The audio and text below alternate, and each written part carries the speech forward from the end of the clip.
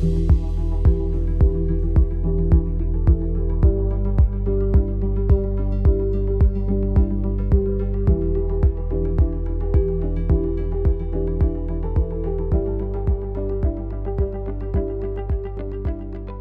several decades, there has been a discrepancy in the fusing limits for copper-clad steel, CCS, between those values published by the manufacturers of CCS versus the predictive calculations found in IEEE Standard 80. So in 2018, we attempted to replicate the CCS fusing results found in the initial 1971 Copperweld test. Could we confirm that CCS does not fuse at the IEEE limit?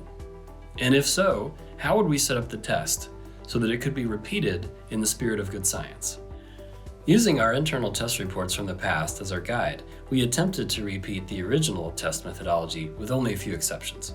For example, one exception is that we decided to test our symmetrical fault currents at just over 30 cycles, as opposed to various time durations captured in the test reports, because the duration can be more precisely controlled now than in the 1970s.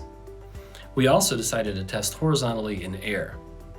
The original test orientation is missing from the archive. Surprise!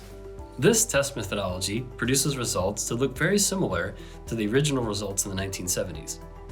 For example, when tested this way, 19 number 9 CCS remains in good condition after a fault current of 34 Ka lasting 500 milliseconds, which is the predicted fusing limit for that size CCS in IEEE. And at fusing currents 5 to 10% higher, 19 number 9 exhibits the cherry red glow described in those same 1970s test reports, but still does not fuse.